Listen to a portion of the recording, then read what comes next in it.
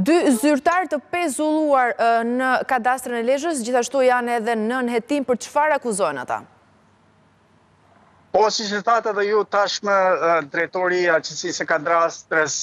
Gedian Malotaj dhe përgjegjësi i legalizimeve Artur Shabaku janë pezulluar nga detyra dhe ky vendim në fakt ka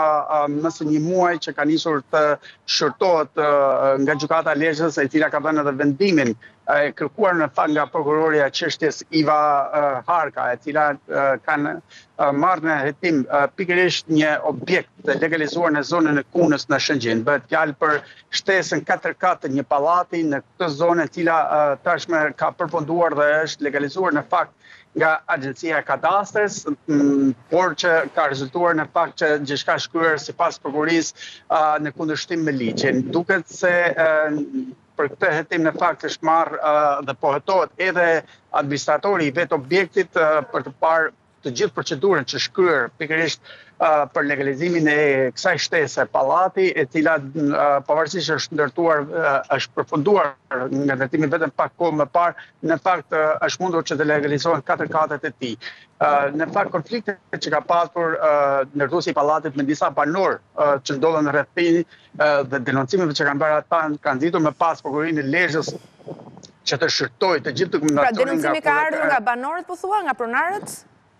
Është nga disa banor që ndodhen në kufit e pallatit të ndërtuar, të cilët kanë denoncuar konflikte që kanë pasur me administratorin e pallatit dhe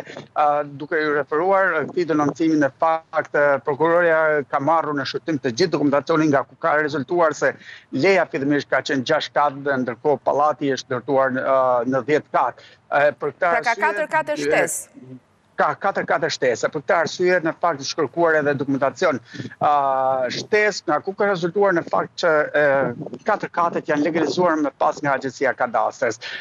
Për këtë arsye prokuroria kërkoi pezullimin e drejtorit dhe të përgjegjësit, që në fakt vjen edhe pas vendimit të marrë nga gjykata e Lezhës për pezullimin e 11 punonjësve që nuk kishin zbatuar një vendim të prokurisë për një sipërfaqe toke në zonën e Ranës së Hedhun, që ka qenë në 13 numrin e personave që tashmë janë pezulluar nga Gatasta e Lezhës, duke vendosur në vështirësi këtë institucion sa i përket edhe funksionimit. Një minutë lutem. Janë 11 persona të pezulluar nga Kadastra e Lezhës, të cilët akuzohen për të njëjtin rast apo po flasim për raste të ndryshme? Fillimisht janë pezulluar 11 punonjësit për një rast tjetër që bëhet me një mos zbatimin e vendimit të prokurorisë për kthyer në pronë shtet një sipërfaqe toke të Ranës së Hedhun, që është bërë objekt i hetimeve ndaj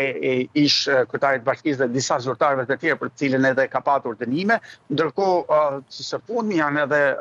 drejtori i Agjencisë të Lezhës Gedian Malotaj dhe përgjegjësi i legalizimeve Artur Shabaku, të tashme janë edhe ata të pezulluar. Ndërkohë, në fakt, vendimi i gjykatës së Lezhës është apeluar në Tiranë, në gjykatën administrative, dhe pritet shërtimi i kësaj çështje për të kuptuar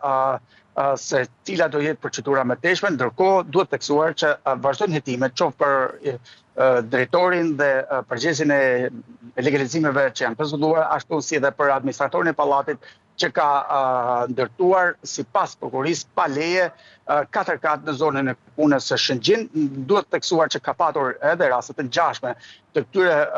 ndërtimeve që pavarësisht lejeve që kanë një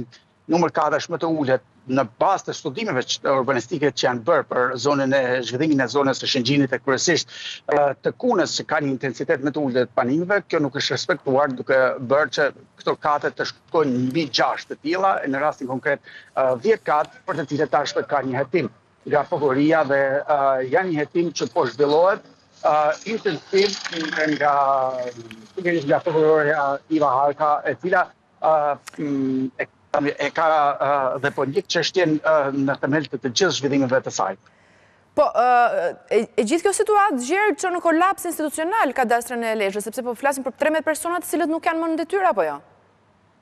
Sigurisht, kjo do të jetë vështirësia dhe po t'i referoni edhe pa me duket që ka lëvizje më të pakta brenda këtij institucionit, pasi 11 punonjës do të thotë një numër shumë i lartë i mungesave të zyrtarëve që duhet të ketë kjo institucion, por që për shkak edhe të blokadës që ka për të interferuar brenda këtij institucionit është ende e pakuptueshme nëse punonësit e mbetur do të jenë në gjendje për të përballuar të gjithë fluksin e kërkesave që ka një rajon si Lezhë, kur dihet se ka kërkesa të vazhdueshme ndaj Agjencisë Shtetërore të Kadastrit, por që të paktën nga burime jo zyrtare na konfirmojnë se tashmë edhe Ministria e Linjës po analizon të gjithë situatën, po pret vendimin e gjykatës apelit qoftë për 11 punonësit e pezulluara, ashtu edhe për drejtorin dhe përgjegjësin e hipotekës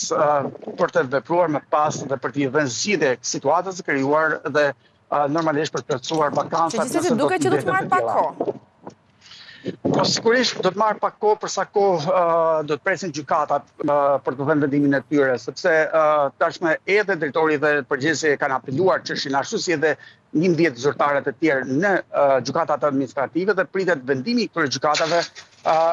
për të proceduar më tej. Por që sigurisht deri në momentin e dhënies së përgjigjeve të gjykatave, Lezhë dhe Agjencia Shtetërore e Kadastrit të Lezhë do të ketë 13 persona më pak në punë se fluksi normal që ka ky situacion. E kuptoj. Gjergj Figuri, të falenderoj për këtë raportim të drejt për drejt informacioneve që përsollë. Faleminderit.